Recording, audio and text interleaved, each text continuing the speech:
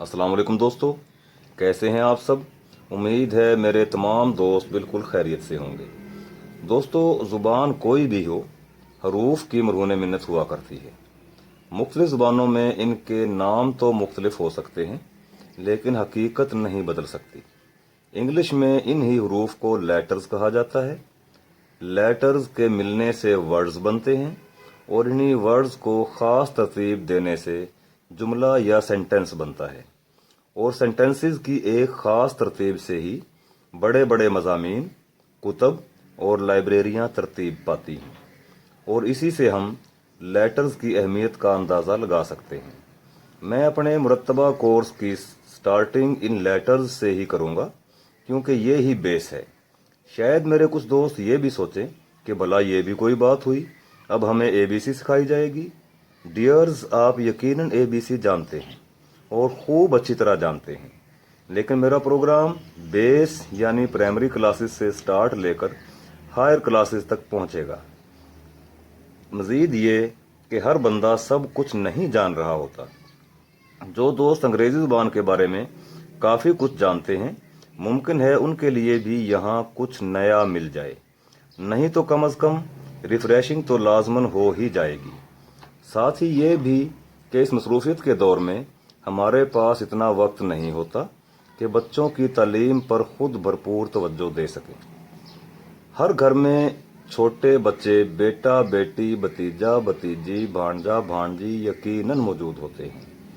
हम उनके लिए ट्यूटर्स का इंतज़ाम करते हैं। अच्छी खासी ट्यूशन फीस देना पड़ती है। अगर उनके लिए हमारा ये चैनल सब्सक्राइब कर लिया जाए तो जेब पर बहुत सारा बोझ पड़ने से हमारा छुटकारा हो सकता है। ना तो मैं कोई प्रोफेसर होने का दावा कर रहा हूँ और ना ही आप दोस्तों को अदना स्टूडेंट समझता हूँ। इंसान सारी उम्र तालिब इल्म ही रहता है। मैं अपने इल्म के मुताबिक अपना नॉलेज शेयर करूँगा और आप सीनियर्स अपने नॉलेज के मुताबिक कमेंट्स देकर मेरी रहनुमाई फरमाएंगे, और इस तरह दूसरे बेशुमार लोगों का भला हो जाएगा। तो लीजिए दोस्तों, अब आते हैं हम अपने असल टॉपिक की तरफ। दोस्तों, अल्फ़ाबेट लिखने के दो तरीके हैं। कैपिटल लेटर्स, जिन्हें उर्फ़ आम में बड़े हरूफ कहा जाता है, और स्मॉल लेटर्स यानी छोटे हरूफ। लेटर्स छोटे या बड़े नहीं होते, ये कैपिटल या स्मॉल ही होते हैं। बस इब्तदाई स्टूडेंट्स की रहनुमाई के लिए छोटा या बड़ा कहा गया है। कैपिटल लेटर्स लिखने का तरीका बताने लगा हूँ। ये देखिए, इन्हें हम इस अंदाज में लिखते हैं: A B C D E F G H I J K L M N O P Q R S T U V W X Y Z. लिखने का तरीका आप स्क्रीन पर देख रहे हैं कि कैपिटल लेटर्स को कैसे लिखा जाता है, और बच्चे इसे आसानी के साथ पिक कर सकते हैं। डियर्स, अब मैं स्मॉल लेटर्स लिखने का तरीका बताने लगा हूँ। वो आप सामने स्क्रीन पे आपके सामने वो शो हो रहे हैं।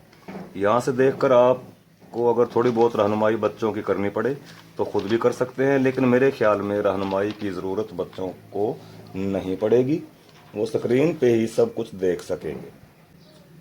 दोस्तों, कैपिटल और स्मॉल लेटर्स के यूज़ करने का तरीका इस तरह है।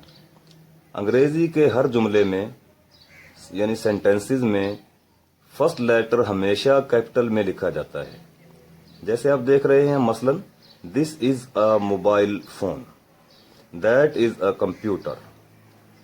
पोएम यानी अंग्रेजी नज़म का हर मिसरा सेंटेंस कैपिटल लेटर से स्टार्ट होता है। हर खास जगह, खास किताब या इंसान का नाम लिखते वक्त कैपिटल से ही स्टार्ट लिया जाता है। मसलन कुरान, पाकिस्तान, लाहौर, सुल्तान, मदीहा।